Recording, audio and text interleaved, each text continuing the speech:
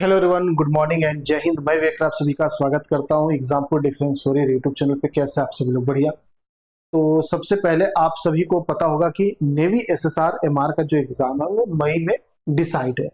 अब मई exact date आपको नहीं बताएगा, लेकिन उन्होंने साथ साथ बताया कि रिजल्ट जो है वो भी टेंटेटिव मई में ही है, यानी आ भी सकता है मई में या फिर आपका जून में जा सकता है रिजल्ट। यानी एग्जाम भी मई में लेंगे, जो एग्जाम भी और रिजल्ट भी दोनों मई की बात कर रही है। ऐसा कब होता है? तो लगभग मान के चलो 20 दिन के आसपास में आपका रिजल्ट आ जाता है फेज 1 का। तो अगर इनके हिसाब से देखा जाए कि एग्जाम भी मई में ले रहे हैं और रिजल्ट भी, तो ये 10 मई से लगभग एग्जाम ले सकते हैं, ताकि एंड ऑफ मई तक आपका क्या कर दे, ये रिजल्ट जाहिर कर दे, 30 मई तक कर दे, 31 मई तक। तो आप लमसम लगा सकते हैं इनके हिसाब से 10 मई के आसपास एग्जाम लेंगे। बट ये सारी डेट टेंटेटिव है, तो आप इतना जल्दी इसको एक्सपेक्ट नहीं कर सकते हो। ये लगभग 15 मई से भी एग्जाम हो सकता है आपका। हम लोग लेके चलेंगे डाटा। पहले मैं 15 मई पे ही बात करता था, लेकिन हमारी तैयारी जिस हिसाब से हमारी प्लानिंग थी बिल्कुल सटीक साबित हो रही, वैसे ही चल रही है। तो अब हमारा जो डेडलाइन है थोड़ा सा पहले शिफ्ट होगा, यानी जो भी हमारी प्लानिंग रहेगी अब हम लोग 10 मई को टारगेट करते हुए करने वाले। उसके बाद जितना हमें एक्स्ट्रा टाइम मिलेगा उन सभी में हम एक्स्ट्रा मॉक टेस्ट वगैरह लगाएंगे, यानी जो हमारा कंप्लीट रिवीजन है, जो हमारे मैराथन्स है, वो सभी के सभी 10 मई तक हमारा टारगेट रहेगा, हम उसको एंड कर दें, ताकि अगर 11 मई को भी एग्जाम हो तो उसका आपका बेनिफिट मिले। ये ना कि लास्ट टाइम पे हमें पता नहीं चले, एग्जाम डेट आ गया, मैराथन ले कि मॉक टेस्ट ले, इसी बीच में कंफ्यूजन में पड़े हुए। हम भी आधा कंफ्यूज है, आधा आप कंफ्यूज हो, ना आपका फायदा ना मेरा फायदा, इसमें नुकसान हम दोनों का हो जाएगा। ठीक है, तो 10 मई तक का हम लोग टारगेट रखते हैं। हमारी जो भी स्ट्रेटजी रहनी चाहिए, आपकी कोई भी रहनी चाहिए सेल्फ स्टडी को लेके, सभी लोग 10 मई तक ही टारगेट रखेंगे। ये मान के चलेंगे 11 मई से एग्जाम है, 10 मई तक हमारे पास टाइम है। तो अगर आज से काउंट किया जाए, यानी 26 तारीख से काउंट किया जाए, तो 10 मई तक 30 तारीख का ये महीना है, तो लगभग आपके पास 14 दिन के आसपास टाइम है, जो हमारी तैयारी में काम आएगा। कितने दिन? सिर्फ और सिर्फ 14 डेज। इस 14 डेज के अंदर क्या हो सकता है? तो देखो 14 डेज के अंदर बहुत कुछ अचीव किया जा सकता है अगर सही प्लानिंग से चला जाए तो। अब इस 14 के 14 दिन हमें पढ़ाई नहीं पढ़नी है, यानी हमें कंटेंट नहीं लेना है, हमें सिलेबस नहीं कंप्लीट करना है। इसको आप डिवाइड करो 10 तारीख और 4 तारीख में, मतलब कि 10 दिन और 4 दिन में, तो 10 दिन प्लस 4 दिन, 10 दिन जो भी आपका आज से बचा है, कोशिश करना कंटेंट इसी में एंड कर दे। अगर डेट के हिसाब से समझा जाए तो आपका जो भी सिलेबस आप कहीं भी पढ़ते हो, मैं सभी बच्चों के लिए बात बताता हूं, जो भी इंफॉर्मेशन देता हूं, आप कहीं भी पढ़ते हो, आप टारगेट अपना रखो कि 6 मई तक आपका सिलेबस एंड हो जाना चाहिए, से 6 मई तक आपका सिलेबस एंड हो जाए। इसके बाद एक भी दिन आपका एक्स्ट्रा नहीं लगना चाहिए। ऑफलाइन पढ़ते हो, ऑनलाइन पढ़ते हो, 6 मई के बाद हमें कंटेंट नहीं लेना, चाहे कोई भी चैप्टर हो सकता है आपका सिलेबस एंड हो, कहीं नहीं हो, कहीं कोई फर्क नहीं पड़ता। आप 6 मई तक जो पढ़े हो वहीं पे उसको क्लोज कर देना। 100% पढ़ के कभी 100% नंबर नहीं आता है, लेकिन अगर सॉलिड तरीके से 60-70% आप पढ़ोगे तो 60-70% आपका नंबर जरूर आएगा, और आपके सिलेक्शन के लिए 60% छोड़िए, 40-45% सफिशियंट होते हैं। ओके, तो कहने का यह मतलब है 6 मई तक अगर आपका 70% हुआ, 80%, मेरा तो 100% हो जाएगा, मैं उसकी गारंटी लेता हूं।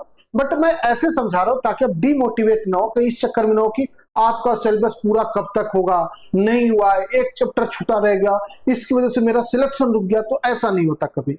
तो अपना टारगेट रखना 6 मई तक सिलेबस एंड कर देना है। इसके बाद अगर कोई कंटेंट की क्लास हो भी रही है तो उसको नहीं देखना है, उसको छोड़ दो, क्योंकि आप जब भी इस चीज के बारे में सोचोगे कि इस टॉपिक से क्वेश्चन आता है, उस टॉपिक से, तो आप सिर्फ पढ़ते रहोगे, सिलेबस ही कंप्लीट करते रह जाओगे, आपका रिवीजन नहीं होगा। अब आती बात 6 मई के बाद जो हमारे पास 4 दिन बचेगा, उसमें आपको क्या करना है? तो 6 तारीख से ले लीजिएगा 10 तारीख तक।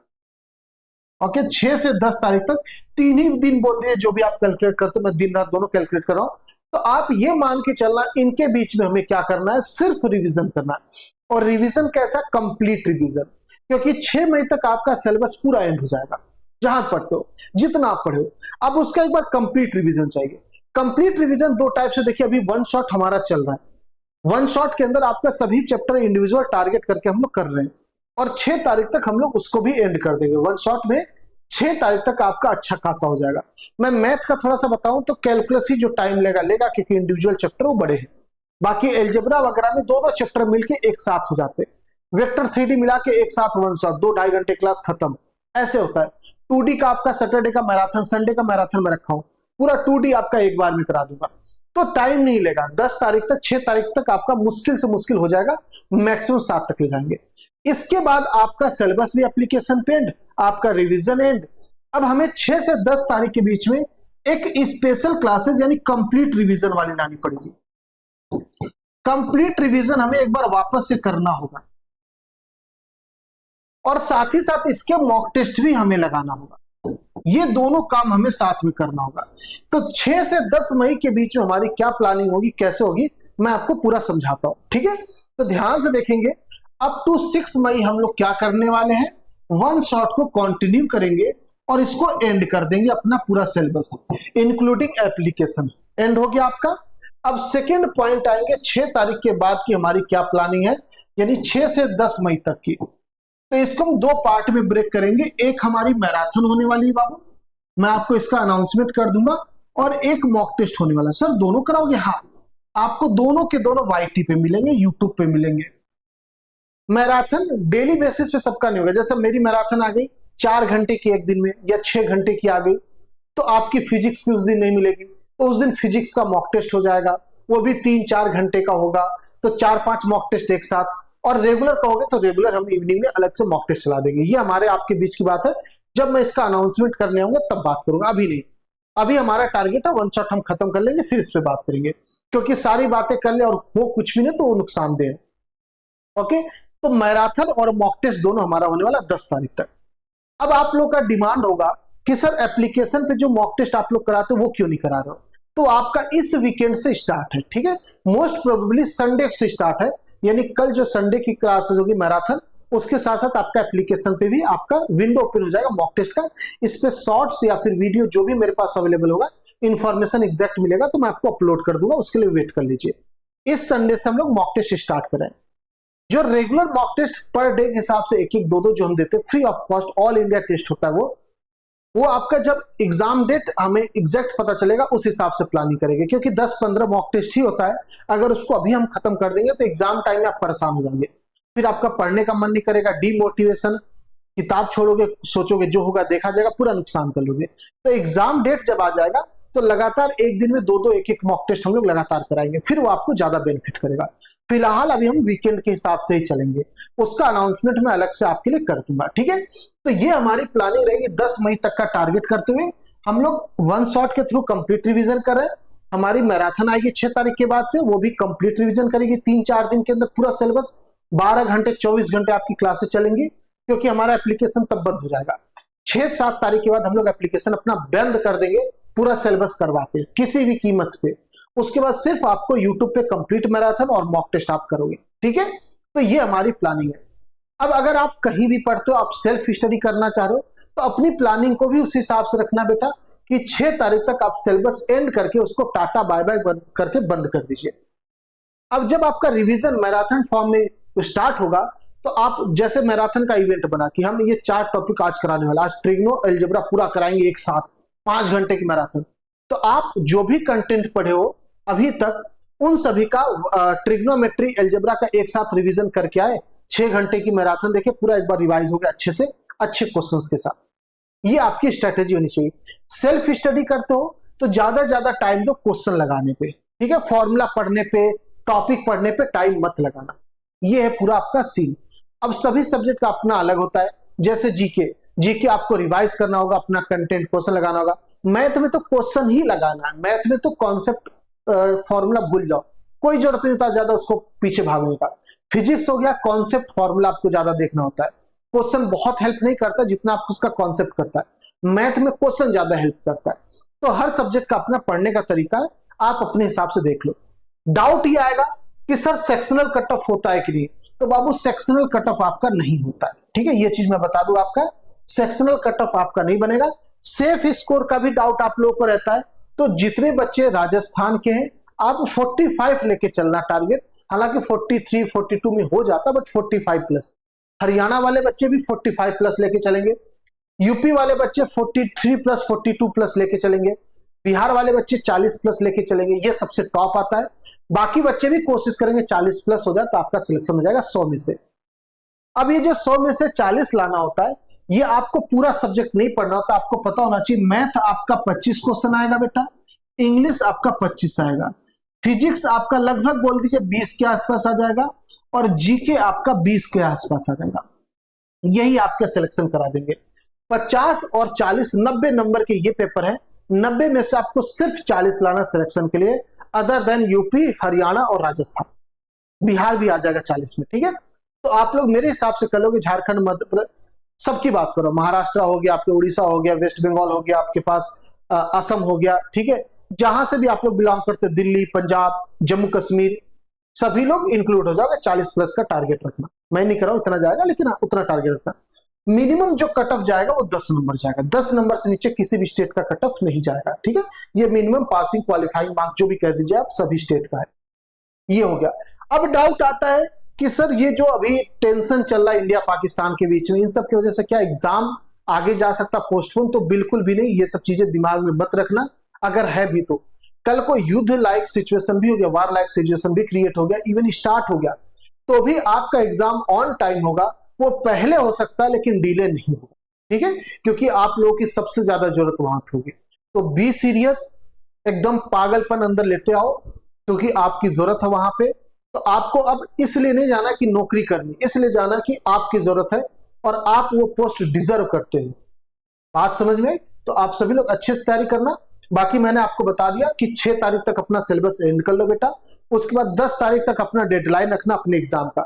हमें भी पता है 10 तारीख को एग्जाम नहीं होगा, 11 तारीख को नहीं होगा, 15 के आसपास होगा। तो अब उसके बाद जितना एक्स्ट्रा टाइम मिलेगा उसमें हम सभी लोग उतनी ज्यादा मॉक टेस्ट लगाएंगे। यूट्यूब पे सुबह शाम मॉक टेस्ट लग रहा है, एप्लीकेशन पे मॉक टेस्ट आ रहा है, तो ये फायदा मिलेगा आपको बहुत। लेकिन उसके लिए आपको मेंटली स्ट्रांग होना पड़ेगा। ये सभी बच्चों की बस की बात नहीं होती कि मैं 6 तारीख को छोड़ ही दिया, जितना हमारा हुआ हुआ, नहीं हुआ कोई बात नहीं, छोड़ दिया। ये नहीं छोड़ पाते लोग। छोड़ना भी एक कला है।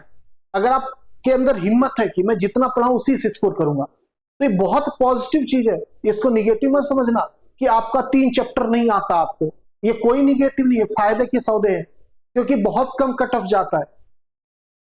अब अपने एप्लीकेशन का ले ले हम लोग हिस्ट्री, मान लीजिए अगर हम लोग अपने एप्लीकेशन की बात कर ले, तो ये हमारा एप्लीकेशन का शेड्यूल था, स्टडी प्लान था, ठीक है।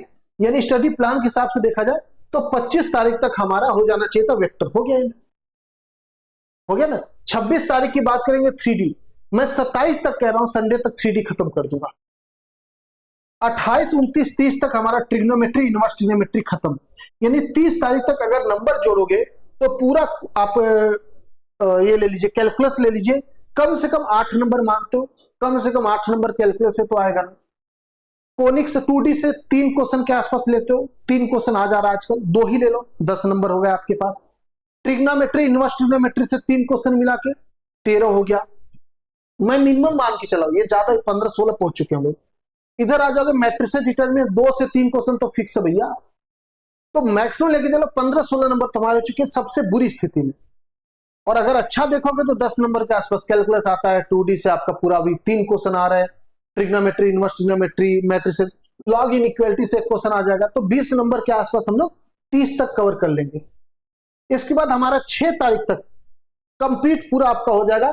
कम से कम क्वाड्रेटिक ये सब कर दूंगा, सीक्वेंस रिंग, ये छोटे मोटे जो है ये 2-2, 3-3 करूंगा, ये तो मैं ज्यादा ड्यूरेशन के हिसाब सेट किया था।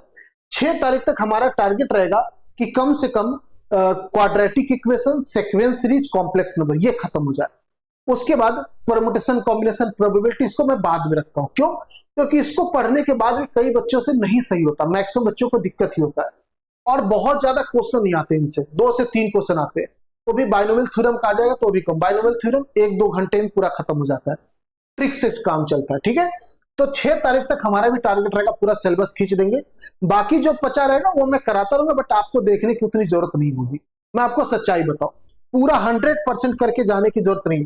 हमारा जो भी प्लान था वो लगभग 15 तारीख को देखते हुए था, बट फिर भी हम लोग 6 तारीख तक पूरा निपटा देंगे। 25 में से कम 22 नंबर हम लोग करके जाएंगे, क्योंकि ये हमारा टारगेट रहेगा। बात समझ में आई? तो सभी बच्चे जितने भी तैयारी करो आप सभी लोग टारगेट रखना 6 तारीख तक सिलेबस एंड, उसके बाद 10 तारीख तक पूरा रिवीजन खत्म करना है। एग्जाम जितना आगे जाएगा हम उतना ज्यादा स्ट्रांग और बन पाएंगे। मैं ये SSR MR दोनों के लिए बता रहा हूं।